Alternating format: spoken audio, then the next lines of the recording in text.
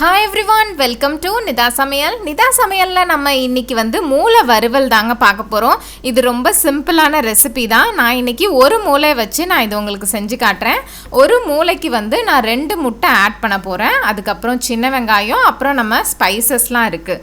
மஞ்சத்தூள், சீரகத்தூள், அதுக்கப்புறம் சோம்பு, மிளகு, அப்புறம் மிளகாத்தூள் கூட வச்சுருக்கேன்.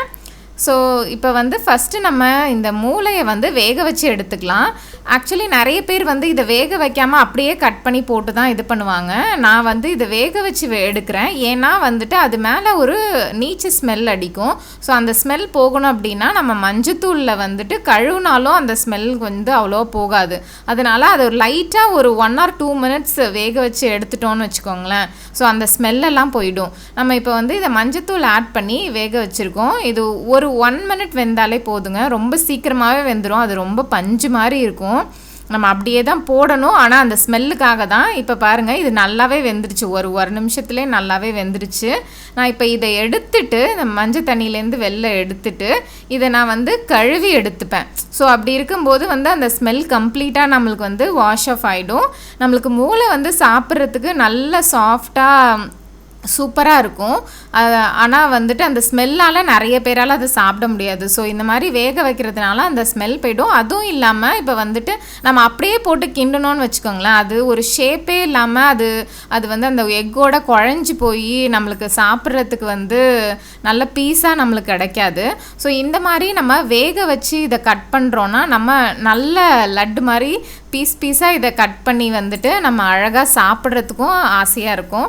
ஸோ அதனாலையும் நான் இதை வேக வச்சு இதை மாதிரி கட் பண்ணி எடுத்துக்கிறேன். ஒரு மூளையை நான் 6-7 பீஸ் கிட்ட கட் பண்ணிட்டேன். இப்போ பாருங்கள், இது பார்க்கவே அழகாக இருக்குது. ஸோ நம்ம ஓரளவு முழுசாக அந்த மூளை சாப்பிட்ற அந்த டேஸ்ட் நம்மளுக்கு நல்லா கிடைக்கும். ஸோ இப்போ ஃபஸ்ட்டு நம்ம கடாய் ஒன்று வச்சுக்கிட்டு கடாய் காஞ்சோன்னே நம்ம எண்ணெய் ஒரு ஸ்பூன் அளவு ஆட் பண்ணிக்கலாம். இதுக்கு ரொம்ப எண்ணெய்லாம் தேவையில்லைங்க. ஸோ 2 எக்கு அதுக்கான எண்ணெய் மட்டும் நீங்கள் ஆட் பண்ணாலே போதும். ஸோ இது நல்லா காஞ்சோன்னே ஆட் பண்ணுங்கள். நான் இதில் செக்கில் ஆட்டின கடலெண்ணெய் தான் யூஸ் பண்ணியிருக்கேன். நீங்கள் சன்ஃப்ளவர் ஆயில் எது வேணாலும் நீங்கள் ஆட் பண்ணிக்கலாம். ஸோ எண்ணெய்லாம் காஞ்சோன்னே இதுக்கு நம்ம சோம்பு தூள் போட்டு தான் தாளிக்க போகிறோம். சோம்பு நல்ல வாசனை கொடுக்கும். ஸோ அதனால் அந்த கவிச்சி ஸ்மெல்லு அதெல்லாம் வராது. அதுக்கப்புறம் ஒரு கைப்பிடி அளவு சின்ன வெங்காயம் தான் எப்போதுமே டேஸ்ட்டு.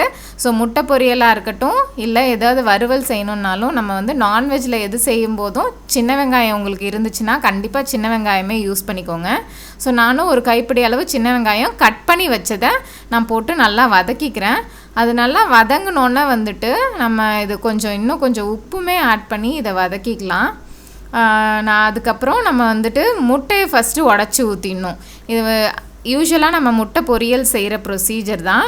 ஆனால் முட்டை ஃபுல்லாக வேகிறதுக்கு முன்னாடியே நம்ம இந்த மூளை ஆட் பண்ணி அதோடு சேர்த்து வறுக்க போகிறோம். நான் இப்போ இதுக்கு தேவையான ஒரு மூளை எடுத்துருக்கிறதுனால 2 எக்கு போதும்.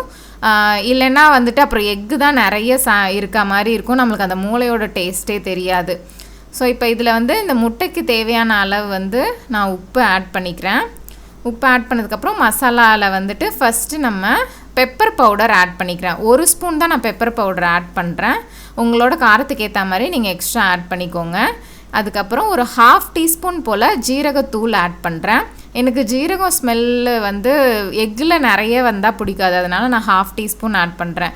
நீங்கள் அதை இன்னும் கொஞ்சம் 1/2 டீஸ்பூன் சேர்த்து கூட ஆட் பண்ணிக்கலாம். பெப்பர் அண்ட் ஜீரகம் ஒரே அளவில் இருந்தால் எனக்கு அவ்வளோவா ஸ்மெல் பிடிக்காது. ஸோ இப்போ இது முட்டை ஆல்மோஸ்ட் ஹாஃப் பாயில்டு இல்லை, 3/4 பாயில்டு வரைக்கும் இருக்குது. ஸோ இந்த டைமில் நம்ம அந்த மூளை கட் பண்ணி வச்சோம் இல்லையா, அந்த 7 பீஸ் கிட்ட, ஸோ அதை இதில் போட்டு அந்த முட்டையோட கொஞ்சம் சேர்ந்து வர்ற மாதிரி நம்ம பரட்டி விடணும். இது முட்டையோட அது கொஞ்சம் கலந்து வரணும் நம்மளுக்கு.